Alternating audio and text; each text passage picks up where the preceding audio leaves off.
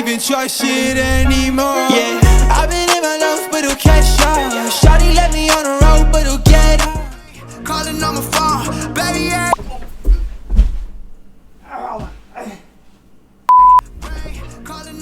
Who wants to learn how to do this?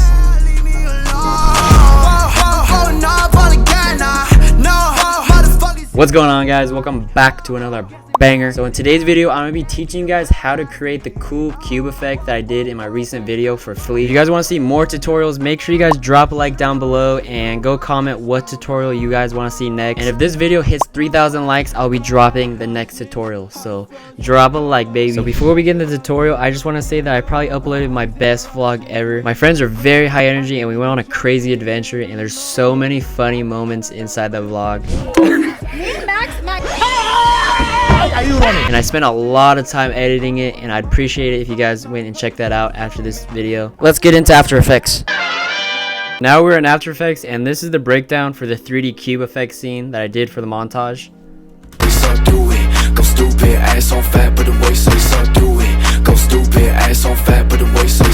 So it doesn't have the final effects or the shape, but breaking it down, we have the background.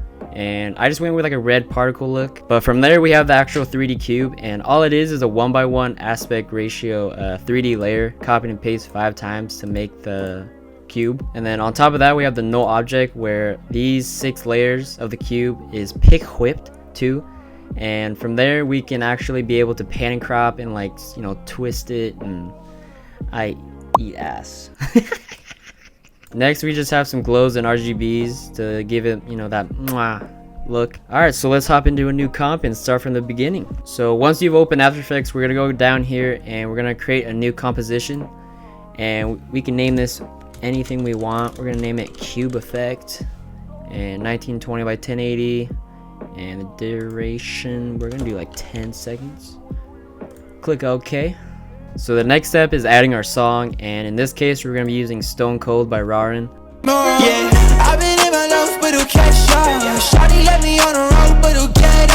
So once you have your song, we're going to be adding it to our new composition, and after this we're going to go through and mark the key beats. So I'll see you guys in like 2 seconds. So after you have all your markers, we're going to be taking whatever video you want inside the cube. So inside the cube for this tutorial, we're going to be using this little Ariana Grande video I just made. It's super, you know, simple, just for an example for the video. So once you grab whatever video you want inside the cube, we're going to grab it, put it into a new pre-composition. And then from here, we're going to go up to composition settings, and we're going to change the width to 1080p. And then for the duration, we're gonna put it to 10 seconds. Totally up to you for your video. And once you've done that, we have this little square representing the side of the cube. So once you've done that, we're gonna go back to the cube effect to pre-comp, and we're gonna grab what we just made and put it on top. Just like that. So next we're gonna make it a 3D layer, and right here is the 3D layer icon right here. And we're just gonna click on that, and we're gonna turn the audio off because we don't need that. So this is just one side of the cube, so we need 5 more. So what we're gonna do is we're gonna Control C on that layer. So Control C, Control V, and while still holding down Control, we're just gonna keep clicking V until we have 6 total layers. From here, we're gonna highlight the top 3 layers and click A for anchor point, and we're gonna change it to 540. Next, we're going to go down to the bottom 3, highlight those, click A for anchor point, and we're going to change it to -540. Close them up. Next, we're going to go over to the active camera and click on custom view number 1, and it should look something like this. We're going to skip layer 1 and go to layer 2, open that, go to transform, and go to the X rotation and put it to 90. Close it up, go to layer 3, open transform, go to the Y rotation this time because we already did X rotation for layer 2. So we're going to Y rotation 90.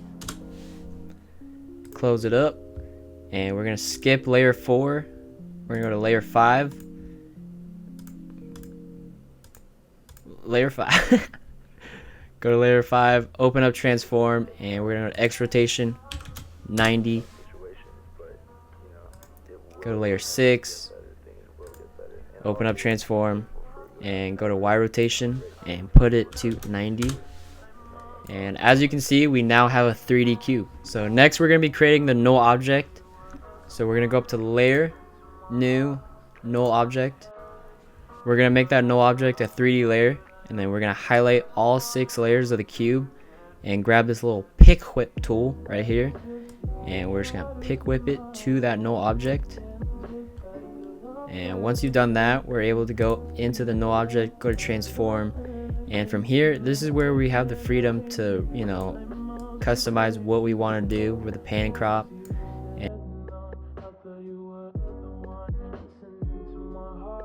So next we're going to be keyframing the position, scale, and the Y rotation. So we're going to start it down below and have it kind of hover up at the beginning, and then it's going to start spinning. So we're going to change the first scale keyframe to 35 and change the Y position, and we're going to drag it down till it's pretty much out of the picture. Right here we have 317, and then we're going to go ahead in our timeline to about right here, and we're going to have it go up into the picture.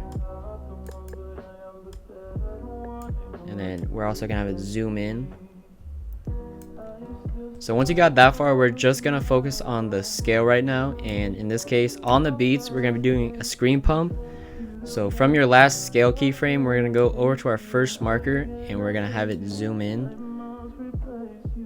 Pretty much it goes full screen, I would say, and then we're gonna go ahead in our timeline about 15 keyframes, 20 keyframes, and we're gonna put it back to the 71.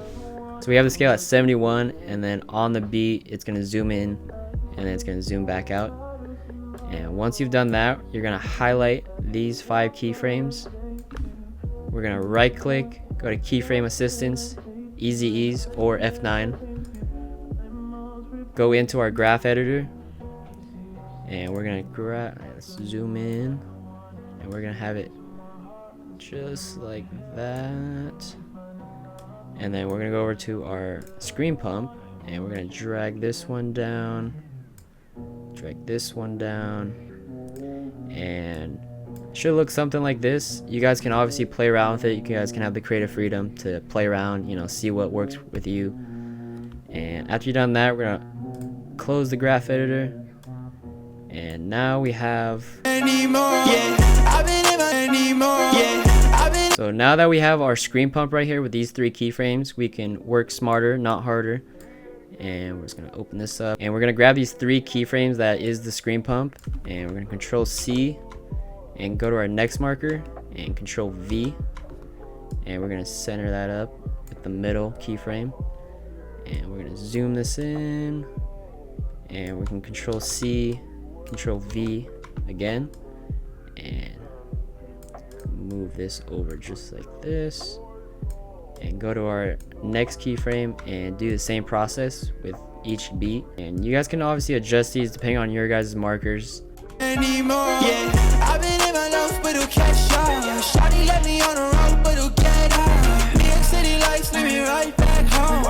So that's what it looks like with the screen pumps. So once you've done that, we can go into the Y rotation keyframes now. So for the Y rotation, we're gonna have it start out at 0, and on our first marker, we're gonna change it to 90. And after you've done that, we can go to our next marker and we can put the next one to 180. And it really depends on where your markers are and what song you're using. You know, it depends on how close your markers are. But what you can do is when you go to your next beat, depending on how far and how close, you can actually just drag this and kind of guesstimate how much you want it to spin. If you guys want to have it spin slow or fast, you can just play around with the Y rotation. And for this case, we're gonna go like that. Because this marker is farther away, we can actually have it kind of spin quite a bit, maybe twice, like that. And put that on our marker, go to our next marker, and have it spin some more, and we're just gonna go like that. So once you guys played around with the Y rotation and, you know, figured out what speed you guys want, we're gonna highlight all of them. We're gonna right click, keyframe assistance, easy ease, or F9. Go into our graph editor and it should look something like this. And we're gonna go to the beginning. We're just gonna grab it, drag this one up, bring this one down. Super simple, you know, graph editing. It's bring this one up, bring this one down.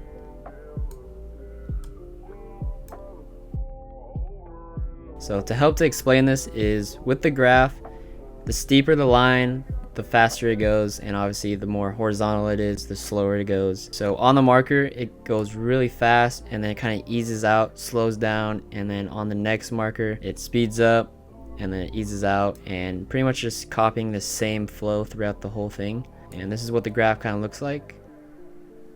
And once you've done that, we're gonna close the graph editor, and the last thing we're gonna do is just the position, and we're only gonna play with the position at the beginning. So we're gonna highlight those two keyframes, right click, keyframe assistance, easy ease, or F9, and we're gonna go into the graph editor for position, and we're gonna right click, go to the edit speed graph, and we're gonna grab that first one, drag it over all the way, and then grab that second one, and we're gonna go about 90%. And then close that graph editor, and then we can play it back. Anymore. Yeah, I've been in my lost, but it'll catch up. Shawty let me on the road, but it'll get out. New York City lights, let me right. So as you can see, the Y rotation isn't quick enough. So what we can do to fix that is we can highlight those Y rotations, go into the graph editor, and right click, go to the edit value graph. And from here, we can actually just grab each keyframe and drag it up.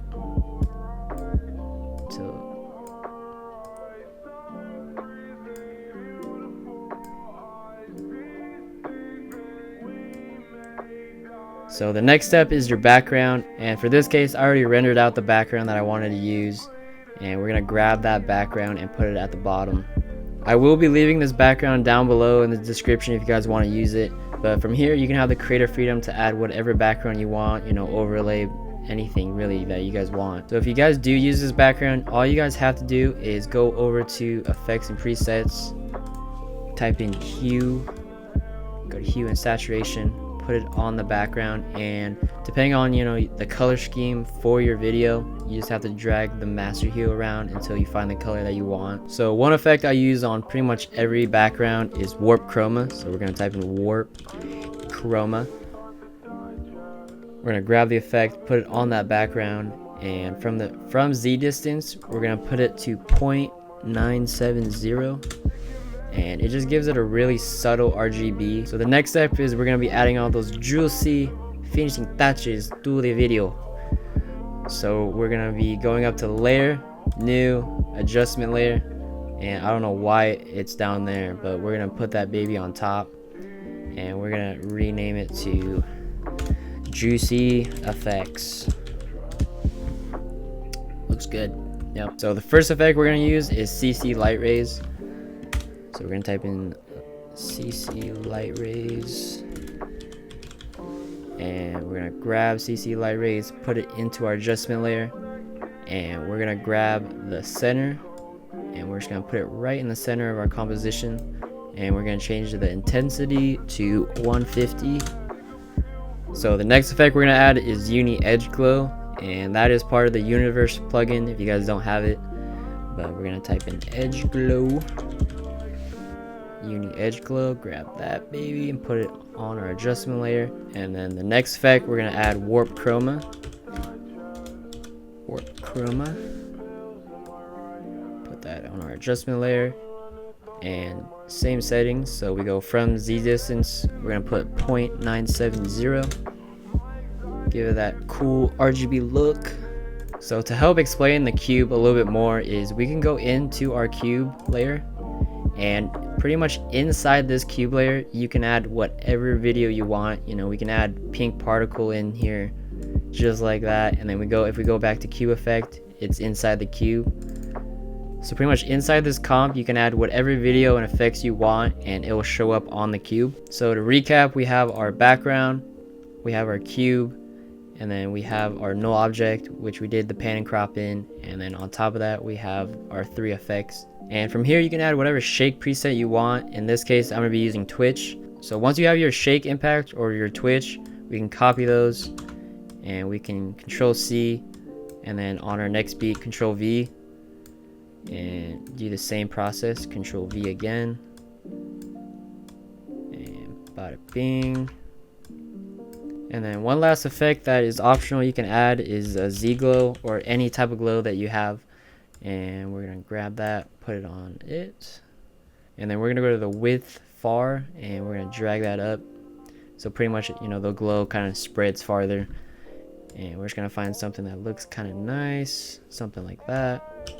Control S, save your work always. And then the last effect that we can add is a glow on the impact, and in my case I'm just using an exposure glow, and we're just gonna put that same thing as the Twitch. We're just gonna line that up with each marker, so it's just pretty much an exposure flash. And we're gonna do the same thing, Control C, Control V. And a quick note, make sure you guys' Twitch is on top of all the other effects. That is another reason why you get those black bars on the bottoms and tops on the shake. Next thing we're gonna add is our subtle shake. So we're gonna go up to layer, new, adjustment layer, and we can just name it a shake. And from here we're gonna go over to effects and presets, type in S shake. Oh, never mind, we're just gonna type in shake and we're just gonna find it, and right here. So we got S_shake, very, you know, universal effect. And why is it doing that? I don't know why. So once you've added your S shake to the layer, we're gonna make sure that shake layer is below your other layer, and we're gonna open up the S shake and we're gonna go to the frequency and we're gonna put it to 1.5, and we're gonna change the amplitude to 0.7. And this is just another case of you guys can play around with the amplitude and frequency and figure out what looks good to you. And just for some cases we're gonna change the Z distance, just zoom in just a tad. So with these tutorials, I definitely want to teach you guys the basics, but from there, being able to have the creative freedom to do whatever you want. And that's definitely key in editing, is to have creativity and be unique. And while doing this tutorial, this is only my second time doing this cube effect. First time trying it was actually in the montage. So hopefully I explained everything somewhat decent for you guys. I'm sorry if it wasn't perfect. But as you've seen in this tutorial, it's a lot of just adding effects and seeing what works and what doesn't. And that's how you learn, is, you know, trying new things and seeing if, you know, it fits into your editing style. So another thing that we can do into this scene is we can add more cubes to the background. So what we will be doing is we're going to copy these 6 layers of the cube, Control C, Control V, and we're going to put that above that null, and then we're going to go to layer, new, null object, and put that on top of your cube. And from here we're going to make it a 3D layer, and then we're gonna highlight all 6 layers of the second cube, grab the pick whip, put it on that null, that new null object, and from here we can go into transform and we can push that position up. There she is. And from here we can play around with it, and we can push it back into Z, this in the Z space quite a bit, and then we can move it kind of to the side so you can actually be able to see it. Keyframe the Y rotation at the start, go to the end of your scene, and then just crank that soldier boy, just crank it. Just, yeah, crank it quite a bit so it spins continuously.